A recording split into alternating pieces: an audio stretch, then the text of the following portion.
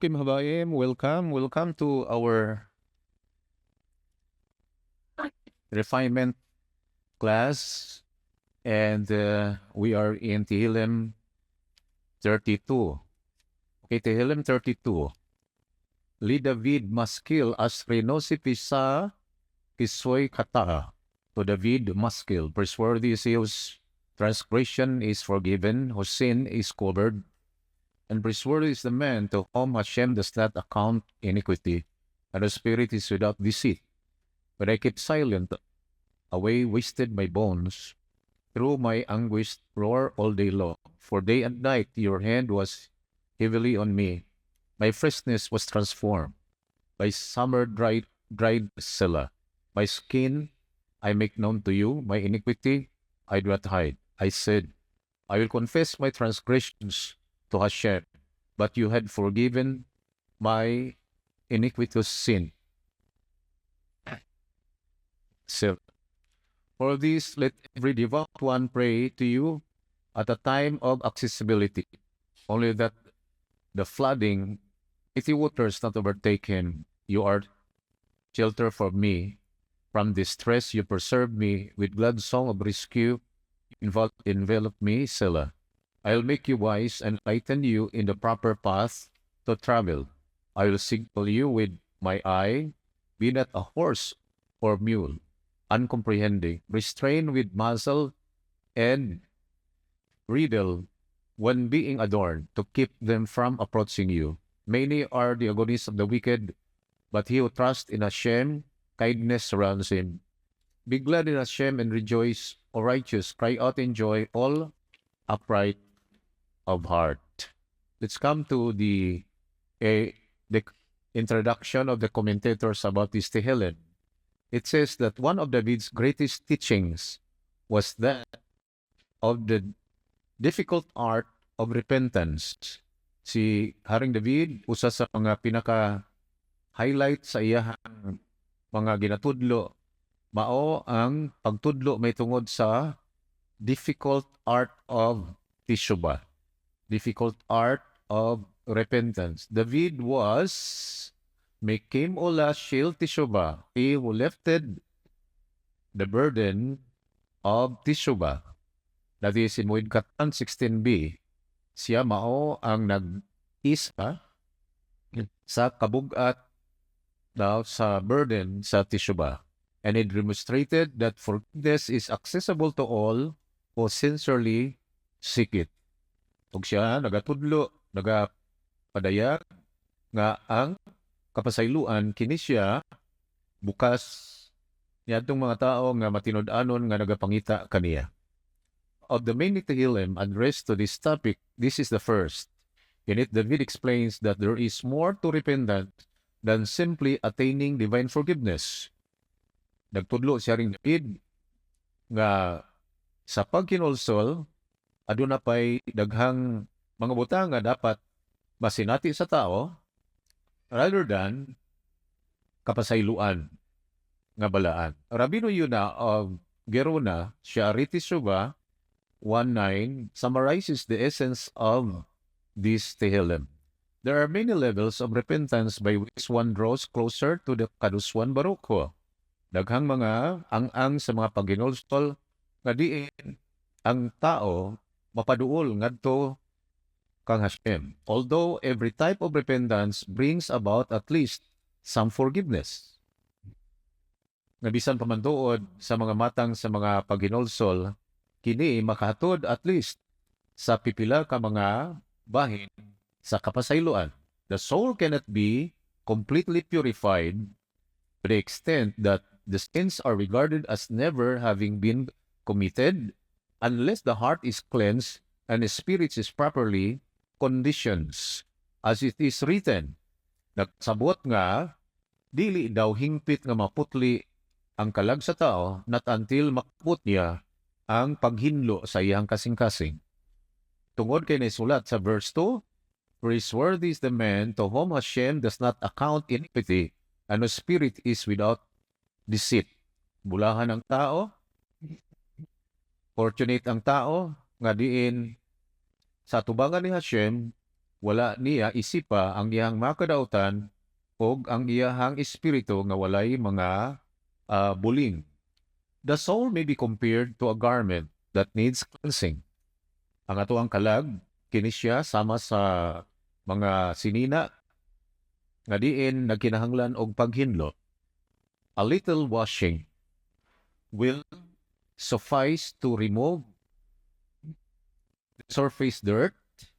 Kung aduna may paghinlo nga ana sa ginagmay lamang, kini makatanggal sa mga ugaw nga naa sa atubangan. But only after repeated washings will it become entirely clean. Apan, ang hingpit nga paghinlo, kini matagamtaman lamang kung adunay gitawad og repeated washings. Now, repeated washings, that means ginabalik-balik nga paghugas, ginabalik-balik nga paghinlo or paglaba. That's why in Tehillim 51:4, it says, therefore, it is written that the penitent says, wash me thoroughly from my iniquities. Hugasi ako sa masingkamuton gayon, gikan sa ibahang o gikan sa akuang mga kadautan. Nagpasabot nga dunay thorough washing, aron nga ang tao makakaplag og paghinlo sa iyahang kalag. The highest level of purity and forgiveness is achieved on Yom Kippur. That's why for the Jews, ang highest level sa pagputli o pagpasaylo ma-achieve sa panahon sa Yom Kippur nga diin it is coupled with fasting. It's not only repentance but dunay kalambigitan ang pagpuasa. For on this day, He shall atone for you to purify you from all your sins before Hashem, and shall you be purified. That is in Leviticus 16 verse 30, that in time of Yom Kippur, Hashem shall purify His people from sin. Now, although daily nagahinulsol ang mga Jew, apan ingpit nga purification, masinati panahon sa Yom Kippur. In verse 5 of this Tehillim tells us how Nathan the prophet informed David that Hashem had completely forgiven his transgression against Bathsheba. In the Zohar, Bereshit 8b says that Nathan made his pronouncement on Yom Kippur. When Prophet Nathan pronounced King David that his sins were forgiven, kini nahitabo daw sa Yom Kippur. Okay? Sa Yom Kippur nahitabo. And that was the time na doon ay total cleansing King David. The Vilna Gaon designates this Tehillim as the Shir Shil Yom, the song of the day for Yom Kippur. The Ashkenazi custom recorded in Sidur Abudat Yisrael is to recite this Tehillim on Shabbat Shuvah. And Shabbat Shuvah is the Shabbat before Yom Kippur. That is the preceding Shabbat before the fasting of Yom Kippur.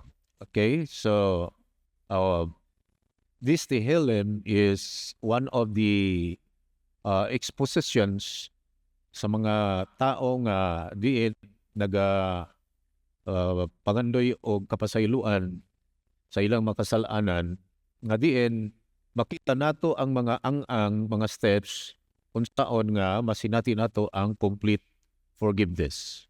So nagpasabot na dili day simple nga mingon lang tao selo ako or sorry, but we can find many steps. Now through this pinaagi sa experience sa kinabuhi ni King David aron nga ang tao matudluan unsa ang tama nga process sa pag-inulsol aron makakaplag kita og complete cleansing. Okay, now in verse 2 we can find, or verse 1 and 2, it says here, praiseworthy is he whose transgression is forgiven. Bulahan siya nga diin ang iyahang kasalanan kini gipasaylo, and whose sin is covered, kansang mga sala kini natabunan. Praiseworthy is the man to whom Hashem does not account iniquity. I will share to you, based on the Talmudic documents, that is in Yuma, the Talmud, Yuma 36b, when the Kohen Hagadol made the confession of the sins of his family, himself, his house, and even Israel. And there was a discussion from the sages.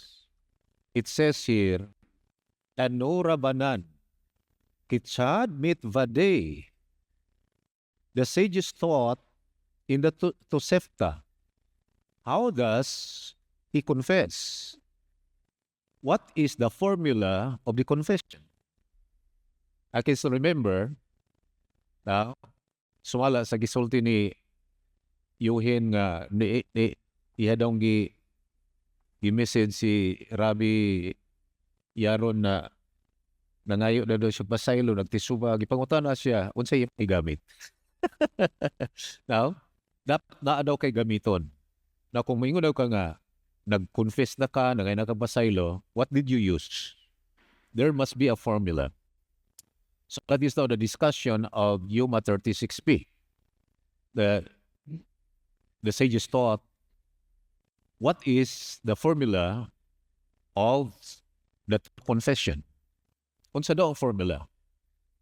Okay, so mayroong danon kayo nga makabalutan niini nga formula para nga matama ang atong pangayog pasaylo. Okay. Now, in English, it says, this is the formula that he needs to recite first the 3 words. Pinakauna daw nga formula, i-recite ang tulo ka pulong. I will read first the English and I will read the Hebrew. In English, it says, number 1, I have done wrong. I have done wrong. Number 2, I have rebelled. Ako may rebelde. Ako isopil. And number 3, ako nakasala. Ako nakasala. Okay, in Hebrew, it says, Tano Rabbanan, Kitzed Mitvadei. Unsa daw ang confession nga himuon? Aveti. That is number 1. That is, I have done wrong. And the term aveti, the root word is avon. Okay? The root word is avon. The plural is avonot. Okay? Number 2, before I explain. Number 2, aveti pasyati. Pasyati. And the word pasyati, we can find the translation is, ako may rebelde.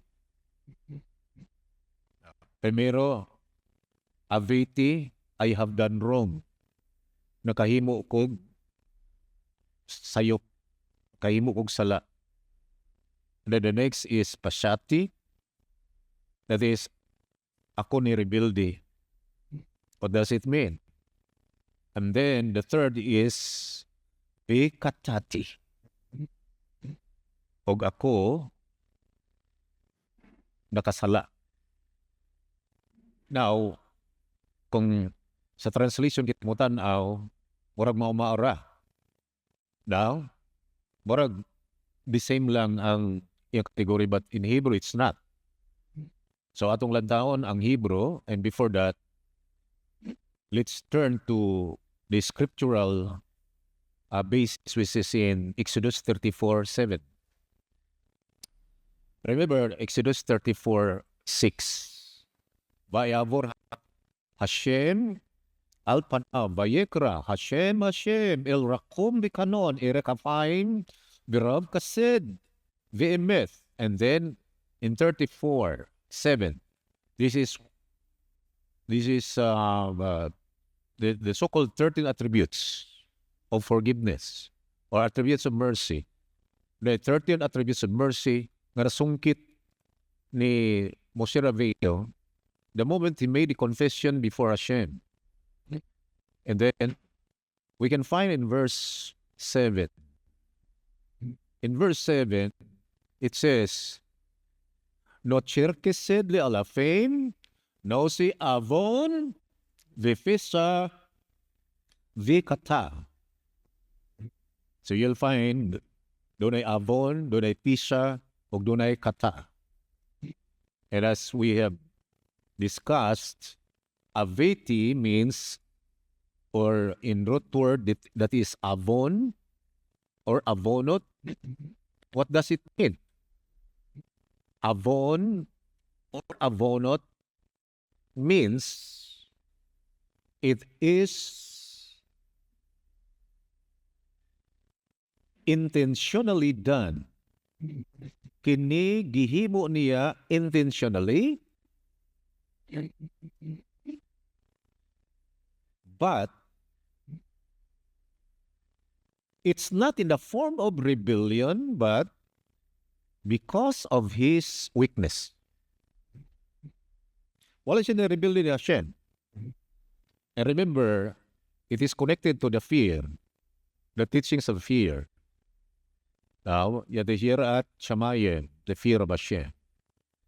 If you have the fear, that means never will you transgress the prohibited commandment. Kung ikaw mahadlo ko ni Hashem, kung ikaw nagkahadlo ka niya, dili ka mo supil sa mga butang nga gibawal niya. Dili ka mo himo sa butang nga gisugo ka nga ayaw himo. Okay? And kung imong himuon, gituog siya rebellion. Pero wala ka nagrebelde. Na kay kahadlo kay Hashem. And you didn't act in rebellion. But then, due to your weakness, or due to a person's weakness, kini resulta sa weakness sa tao. Nga, ni ana nga area, he is very weak. And as a result, nakahimo siya kasalanan. May Hashem protect us. Okay? Nahimo niya usa ka transgression nga diin it is not an act of rebellion, but still it is called intentional sin, and that is avon. That is avonat. Still, it is intentional. It is intentional. Nga naman, tungod kay he knows it's wrong. Kabalo siya nga mali na siya. Na kabalo siya nga dili na tama. But still, iyang gihimo. But he did not act in rebellion. Walang basad nag-rebelde siya kay Hashem. Wala siya rebelde. He worship Hashem. He fears Hashem. But the problem is, due to his weakness. And that's the reason why nganong ang tao mo stay away. Nganong ang tao dapat mo talikod. No, dili magpaduol sa mga temptations. Ngano man, bisan tuod og nakaila siya kay Hashem, nag-worship siya kay Hashem. Wala siya, dili siya rebelde nga tao, but still kahimo siya dili ayam. Ngano man, tungod sa iyang weakness. Tungod sa mga maluya nga aspeto sa iyahang kaugalingon. And that is avon. It is a transgression done through his weakness. And still, it is called intentional sin. Still, tawagon siya intentional sin. Number 2, we can find the term pisa. Pasati is I have rebelled. Ako may rebelde. May rebelde ko. That means Kabalo siya nga si Hashem nisulti nga ayog himuan na. Pero gihimo niya still ngano man tungod kay nigahi iyahang kaugalingon. Nawala ang iyahang fear. And it is an act of rebellion. And that is called pasati. That means, I have rebelled. Ako mi-rebelde, ako misoki. Kabisan, si Hashem, nagingon nga, bawal na. Kapal siya. Pero ni-rebelde siya. Murag naa siya ay stubbornness or hatred against the Creator. Murag katong mga remnants panahon sa fall of the temple in the time of Jeremiah. Nga ginan Jeremiah, patlin lang mo diri. Ayaw mo adto sa Egypt. Adto sila sa Egypt nga naman tungod kay gusto silang maghakad og insenso sa Queen of Heaven. Sila gi-warningan. And still, they did it. That is rebellion. Gi-warningan sila. Now, yamingon man sila nga, sukad man po mi naghalad insenso aning Queen of Heaven, ni asenso mo mi. Asenso daw sila.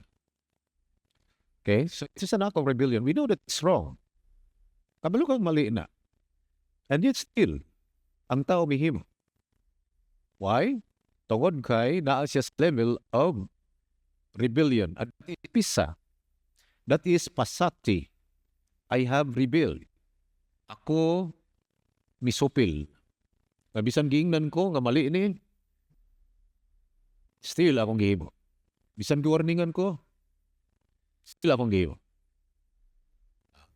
Kung sa'y tawag ana, that is pisa. Now, number 3, we can find that is kata, katati. And the term kata, mao ang batang sasala which is done as a result of carelessness. Careless yun. Meron nga, wala ko tuyo agad. Okay? So let us now consider the sin of David. Ang sala ba ni David was done intentionally? No. Ano ba? Misaka naman siya dito sa atop. Wala man siya intention, wanto ko dito kay magpakasala ko. It so happened. It so happened. Nga, nag-mikve. Kabalo sa city of David, ang pinaka-bottom dito, na dito ang ditawag Pool of Siloam, murag 200 meters or 200 feet. No, ang hagdan pati taasa. No? Murag dako kayong swimming pool. Ano, tungod kay gikan dito muagi sa dalan nga padulong ngadto sa Beit HaMikdash, dito gyud manukad sa pool. Kay bisan gani karon kung moadto sila sa taas sa Temple Mount, i-require gyud mag-mikve usa.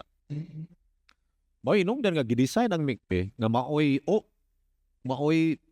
starting point sa mga tao nga mukatkat dito dulong sa Temple Mount. Nagsugod na sa Ir David, sa City of David.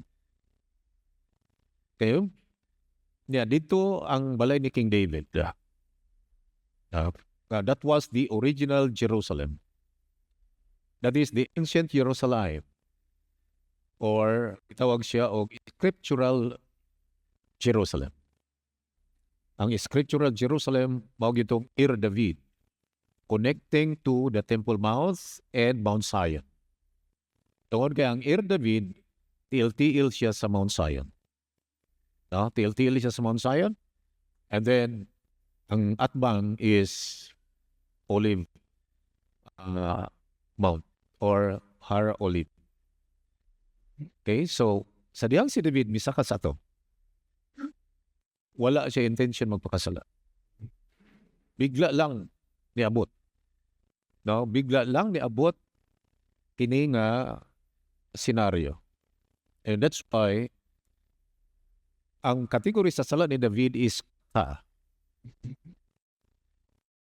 Og sa dihang miduol si Prophet Nathan, unsa may gisulti ni King David dito?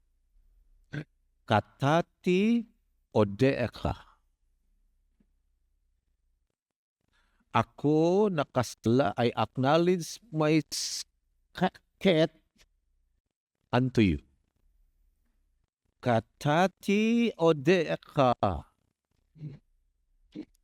And what is katati? Kata means it is a type of sin that is unintentionally done. Wala yun niya tuyo ah. No, wala niya tuyo. Nahimo niya na without any intention. But the question was this. Kung wala siya intention, nganong kinahanglanon man nga hinulsulan?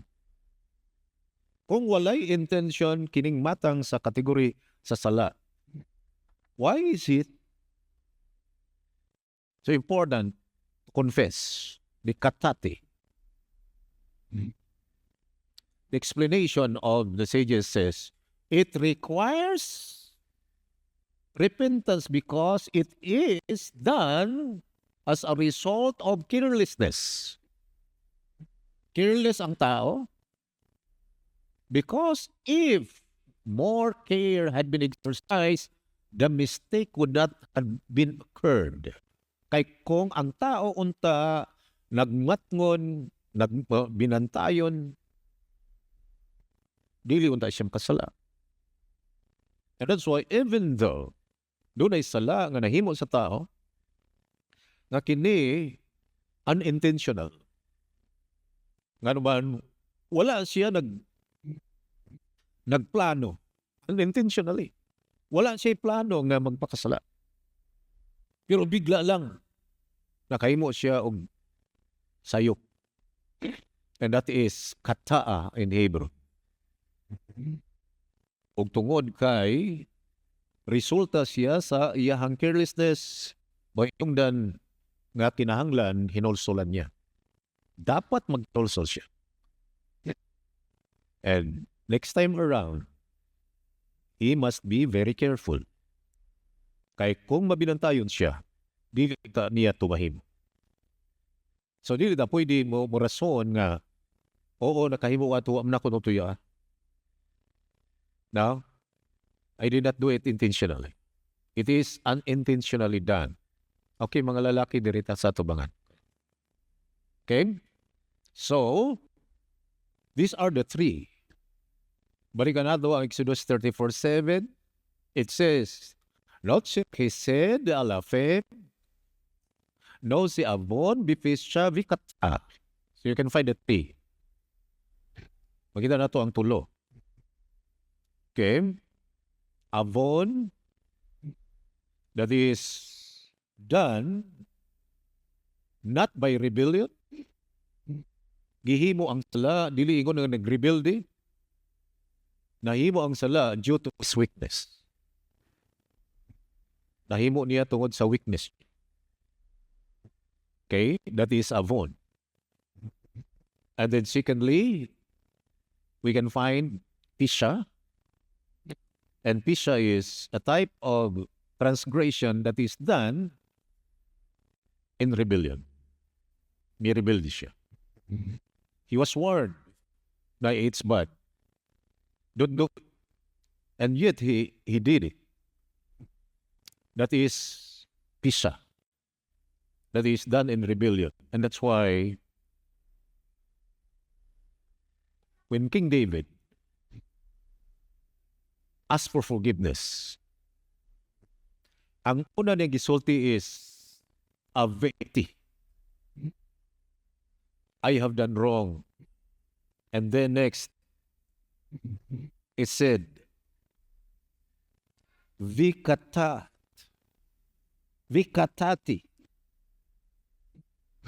Unya, ingon na unta siya og pasyati. Ni duol si Prophet Nathan. Ngayon siya, my king, your sin are forgiven. Your sins are forgiven. Ipahilo yung mga sala. Kung sa itong adlaw, Yom Kippur. That's according to the Zohar. Sa diyang midul si Prophet Nathan, that was Yom Kippur Day. And then, remember that Yom Kippur Day is the day that the full cleansing of sin was made.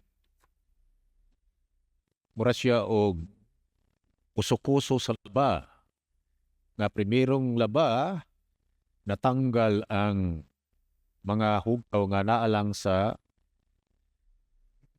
atubangan. Pero ang kwilyo, naglago. So, gilabahan niya usab. Now, ug ang paglabaw og usab aron magkaroon og thorough cleansing mao ang Yom Kippur para sa mga Jews. Why? Tungod kay it is coupled with fasting. I remember it is connected to Rosh Hashanah, and then since it is the day of judgment, that's why doon ay gitawag og prayer or biraka nga silikot. I'll just remind you, ang Rosh Hashanah is September 11, Friday night. Yang silikot magsugod pizza size, Domingo sa buntag sayo. Kaninyong tanan nga gusto hinlo ang inyong sala. Join. Join. Ayaw iluag-luag ang imong kaugalingon nga murag you take it lightly. Take advantage. I-take to advantage. Ayaw pagrason-rason. Ngano man, it is for the sake of the soul. Now, for the sake of the soul. So, we can find that in Yuma 36b, it says, what is the formula of the confession? That means, before the thorough repentance is made, you need to recite first these three words. Ug mo nang miingon ang mga Diyo, aveti, pasyati, vikatati. I have done wrong, I have rebelled, and I have sinned.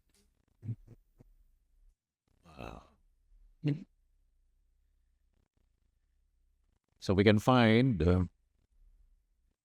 tulo kamatang sa transgressions nga ang giisip nato nga murag baliwala lang kinahanglan igapong hinulsulan. Okay?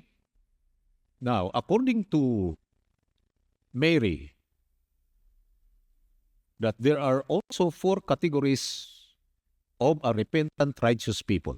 Remember what you are forgiven, you are now called as tzaddik by way of teshuvah. Baali teshuvah, huwag nahimo siyang tzaddik. Tungod kay siya, nahimong master of repentance. And according to Rabbi Mary, there are 4 categories of a repentant righteous people. Adunay upat ka kategorya sa mga tao nga naginolsol, mga taong may nolsolon. Okay, mga lalaki dirita sa tubangan. Ayaw sa likod. Pero laki. Na, atong gita, protektahan nga, dili tayo ta maisturbo, kay sa likod, mag-istorya ba? Di maglikod. Kabal po sa Bitkineset, inaadyo ang setting, mababae na sa likod. Yadiri, maulaw yung ka mag-istorya, kay nadi ang rabay. Nakakatindog dia. Yan na diya, gabasa og Torah. So, di mo pwede mag-istorya-istorya. Kaya nara mo skilled. Now, nyay mo kalain kung badlungon mo mag-istorya mo. Kaya inaana yun na sa Diyo. May shake it! Wala naman Diyo. Shake it! So, naagi yung mag-istorya. Okay? So, ang ato magod, maximize na to atong panahon kay panagsaram tagkita. No? Panagsaram ta magtigom. Kaya dili na to ma-maximize. No? Masayang to panahon. Okay. According to Rabbi Meir, there are 4 categories of a repentant righteous people. Hindi na tulo ka klaseng matang sa transgressions. Karon pod, tanaw na to ang upat ka matang sa tao nga naghinulsol. Asa ka tadapit ani. Now, ang problema og di na to makita itong kaugalingon ani. So something is wrong. Now, basig, murag wala man kuha na. Naay problema. Now, naay problema. So dapat may bawa na to ning upat. Okay? In the book of Numbers 18 verse 23. Numbers 18 verse 23 nagaingon nga they will suffer affliction because of their sins. Sila mag-suffer og affliction tungod sa ilang sila. Okay? What does it mean? Unsay buot ipasabot? Ang tao nga diin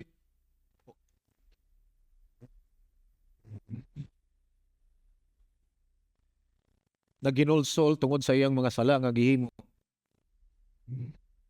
Usa sa mga sign nga ang iyang sala is cleansed by way of affliction. Nakasinati siya sufferings. And atong gidiscuss na ngagi nga there are sins nga or there are sicknesses nga diin resulta sa atong pagpabaya. Kita mga tao nga nagapabaya, palayo lang. Unya di pag yun magpa-check up kay di daw siya doktor, so pabaya na siya. So magsakit ang tao ano. Mga Jew nalalibation gamay, duol doktor para nga kabalo sila. Na murag og sakyanan god. Nagkagulkol na yung sakyanan niya. Di lagi hapon imot doon. No? Naunsa ni sakyanan na kagulkol man gahapon. Sige lang, dagan lang gihapon. Nawal gihapon tagda. Hangtod nalagpot yung ligid no. Palayo lang. Kung si kaso unta to kagulkol ra unta to medyo kulang ra siguro tog hugot. Napsagdan man lagpot lang noon. So, analogy ra po na sa itong body. Muna nga, Diyo, bati lang na sila gamay. Ato yung kami yung doktor, mo na yung problema ni mo. Ay, mo na yung problema na ko. Okay. Kaon lang ani, Ay, matagbo ra ng mga ano-ana. Kaon ka. Umanggod ba? Kaya ang akong kaon di mo balance. Dili balance yung kaon. You see? Karoon, may ng mga Jewish, doon na po'y sakit sa tao nga resulta siyang sala. Tungod kay maluluyon kay sa Hashem, siyang kindness, gusto niya ang makasasala, mubalik niya. Bauna nga, doon ay mga pains, doon ay mga sufferings. Pero, ngayon ang mga rabbis, apply lang na sa imong kaugaling. Don't apply it to other people. Apply it to yourself. If ever doon na kay gibati, you need to search out. You need to imuhang examine ng kaugalingon. O gayon na i-apply sa uban. Panalita, na yung uban na sufferings, na pains, adto na yung dala na yung bersikulo. Niya, yung rin ka. Naratir, na because of your sin, I inflict you with pain. Kanang sister. Tungod kay nakasala ka, ikaw gikastigo. Awaan na, gikulata mo po noon nito. Bisita ka dito para inspire ni mo siya. Now, never apply a verse para sa uban. Never. Always apply it to yourself. Orang ikaw asawa, pangitag bersikulo para sa imo. Ikaw po na pangitag bersikulo para po sa imo. No? Ayaw pangitag bersikulo, tanawa o, kung na yung asawa o tanawa o, ikaw ba na, higugma imong asawa o, dara o, klaro kayo? No, dili ba ikaw po, amahan, duulo ni mong anak o dara o? Children, obey your parents. Ayaw nung istorya na. Unsa instruction sa mga rabay? Kung ikaw daw amahan, tambagi mo mga anak. Respetuhan niyo inyong inahan. Honor, respect your mama. Respect your mom, your mother. Kung ikaw mother, ingna po din mga anak. Respect your ama. Respetuhan niyo yung aba. Dili kayo nga, ako inyong amahan. Respetuhan ko din. Niyo mo yung mga anak. Siya. No? Nadiskuntito pa yun sa among respeto. Masa man kani siya magpakugos. Likewise, kung doon ay mga afflictions, friends, brothers, sisters, ayaw daw na dito bersikulo yung nunay mo, tanaw brado, tanaw tero, nag-suffer yun ang tao tungod yun siyang sala. But there is a verse that as a result of your intentional sin, affliction came. Because through affliction, you are cleansed. Ang this affliction, ikaw nalimpyuhan. Agis affliction. Number 2, ikaduha. It's a kind of sin that is covered by His merits. Kahimo siya og mga slight nga mga transgressions, mga violations. Pero pagkadaghan po niyang merit. Usa siya katao nga diin madlukot niya Hashem, matinabangon sa isig katao. Og tungod siyang merit, nakuveran ang iyahang mga weak areas. Nakuveran ang iyahang mga sala. And then we can find in the book of Daniel chapter 2 verse 24 that Daniel said to Nebuchadnezzar, break your crime through charity to the poor. By showing kindness to the poor. I guess I remember yesterday, dito yung barangay, may pag-abot yung kapitan siya. Yes, kapitan, bago ni panaw yung ama, mga 3 weeks ago, and then, pag-abot siya, ay, kailam ni Kuan, ni Pastor, mo ni, ay, namatay siya gapon. Lingkod siya tapad sa iya, bayaw nga pastor ka. And I said, Madam, that's why we need to take life seriously because we only have a short and limited life. Gamay lang na atong kinabuhi. Unya, limited pa jud. Limited in the sense, if you're seated here, you are not there. If you are in Davao, you are not in Manila. So you are so limited. Limited na ta kaayo. Unya, short na kaayo. Naigitakda nga edad, 70, 80, 90, 100 or more. Pero, naitao pa now before his time. Amen ba? Dari mga tao mo pa daw nga, dili pa iyang panahon. Part na siya sa biraka sa rosasyan. There are those who will die before their times and those who will die in their times. Insaktong edad, or wala pa na insaktong edad. That is a reality. Then I said, that's why we need to understand that everything that we experience on earth in this life, allow na sa atong Creator para gamiton nimo na para sa imong soul. Use it for your soul. Use it for your nishama. Gamitan na para sa imong kalag. Siya, ay, sino ang kinabuhi sa tao? No, tinagtang mubuap, tinagamain. What shall we do then? Kasi ito, paton, ani, muburam di kayo.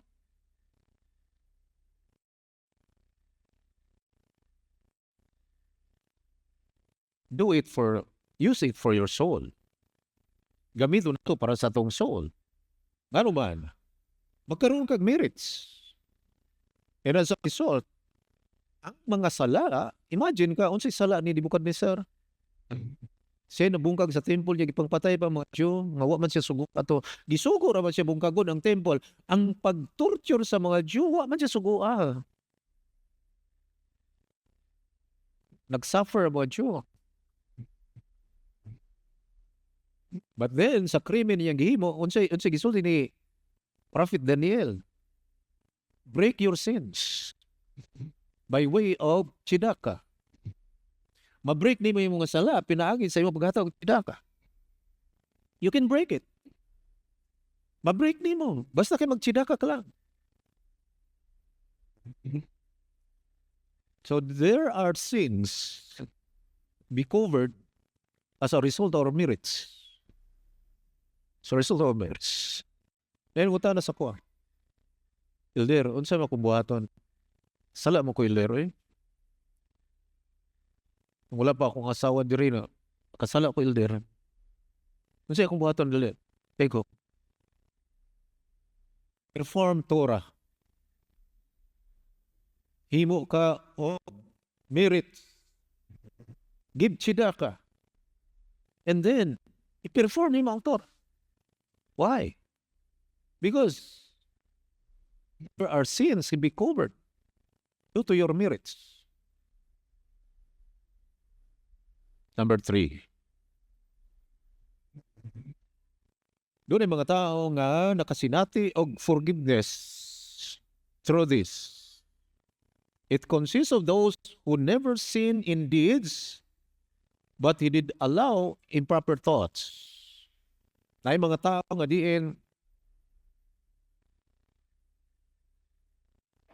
nakasala siya sa iyang thoughts. Wala siya nahimong actions. Wala na siya nahimong actions. Isang pasaylo. Kaya doon ay mga improper thoughts. Og sa diha nga ang iyang improper thoughts kini ma-cleansed, mainluan. It is a sign nga siya bipasaylo. You are free from improper thoughts. In the Talmud, Kiddushin 48 says, establishes the rule. What was the rule? It says, Makashafara ein hakiba mitsharafa limaase. What does it mean? Hashem does not consider an evil thought to be equivalent to an evil deed. Ay mga sala daw sa una-una pero dili jud daw siya equivalent sa iyahang action. Okay? And there are people whose thoughts are cleansed. Ngano man niya i-acknowledge nga, ako nakasala may sa kong thoughts eh. Ngano man. Wala niya gihimo, pero sa iyong thoughts palang daan, puspusan ko ni siya. Lamig niyo, puspusan ba? No, lamig niyo kay kulatahon ni ba? Yun na siyang thoughts. Abi ni mo kinsa yung kulatahon? Iyang pana ba? Nawiyabang asawa. Pero na siyang thoughts. Wala mo Nakini siya, pantay lang yun. Lami yun. Kunis-kunis na eh. O na. Now, it's in the thought. It's in the thought. Pero kay wa man niya himuang. It says, sa tubangan ni Hashem, he does not consider an evil thought to be equivalent with the evil deed. But, sa tao nga nagrepent, sa tao nga nagtisyuba, usa sa mga signs nga si pasaylo, once his thoughts are cleansed. Nga wala na kaana. Hindi ako kuna-una na. Hindi ko magkuna-una na nga daotang mga kuna-una. Wala ko, free na ko. It's a sign that you are forgiven. There is thorough repentance. Number 4, ikaupat. Ikaupat is it's a sin which is never been repeated. Naginulso na siya.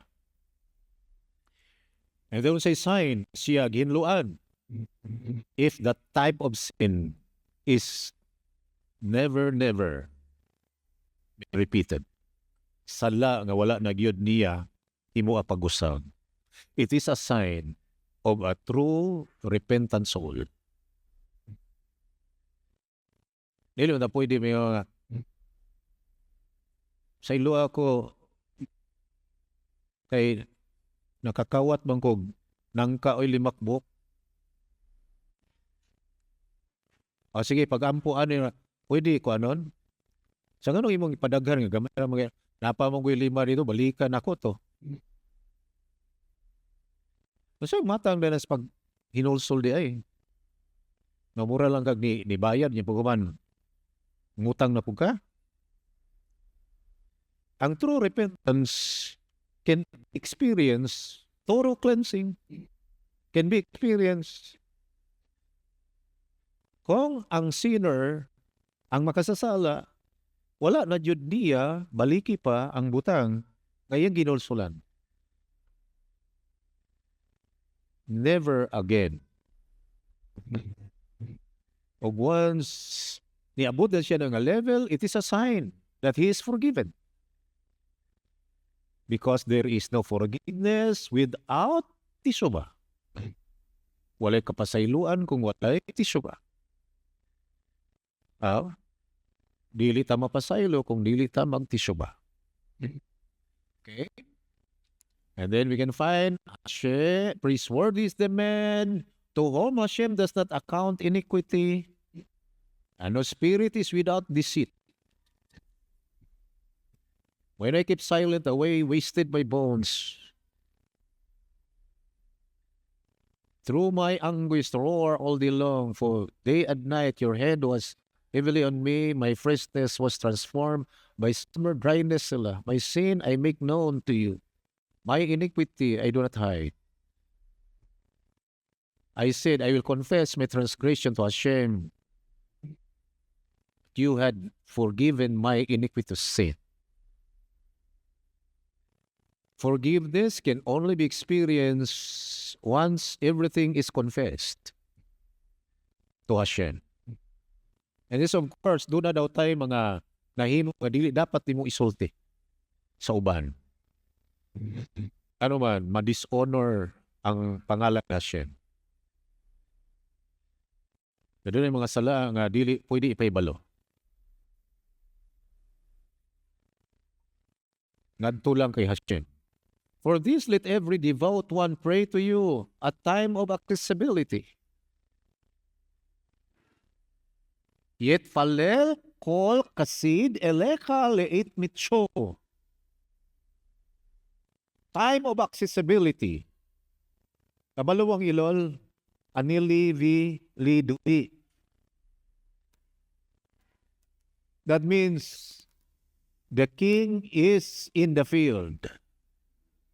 Hamilek Basade. What does it mean? Hashem is accessible.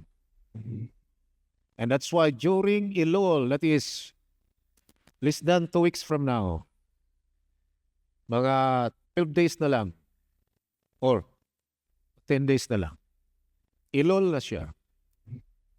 Now, silikot na ang mga Sephardi.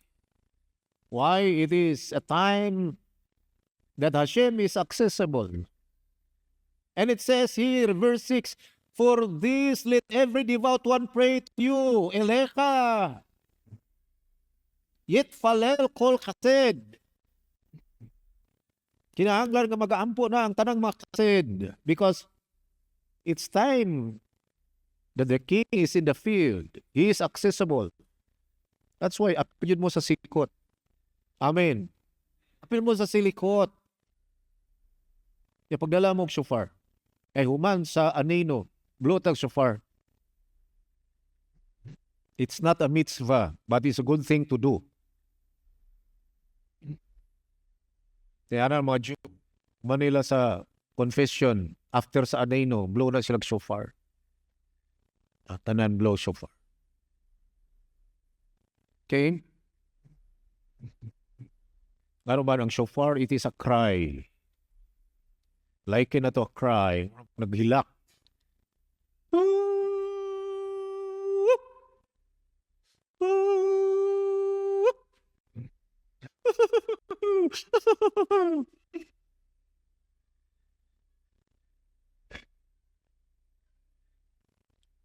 Only that the flooding mighty waters that overtake him, that you are shelter for me from distress, you preserve me. With glad song of rescue, you envelop me, Selah. I'll make you wise, enlighten you in the proper path to travel. So we can find, okay, verse 9, I will signal you with my eye, be not like a horse or mule. Ayaw mo pagkasama sa mga kabayo or mga mule. Madiin, according to the sages, uncomprehending people. Be not like the horse. That means uncomprehending. Mga taong may pagpanabot. Di baliwala nila ang value of teshuvah. There are people who are making jokes with their lives. Komedya-komedyahan nilang kinabuhi. There is no seriousness. They're like a horse. They're like a mule. More silang mga kabayo. Without any comprehension. Restrained with muzzle bridled when being adorned to keep them from approaching you. And many are the agonies of the wicked, but he who trusts in Hashem, kindness surrounds him. According to the sages, daghan ang mga kasakitan sa mga wicked o nagsalig kay Hashem. That means, nagsimba mo ka kay Hashem, nagsalig ka kay Hashem, or wala, still na ay mga pains, na ay matrahidya. But kindness surrounds him. For the wicked, they are surrounded with oppression. But for those who trust in Hashem, they are surrounded with kindness. Amen.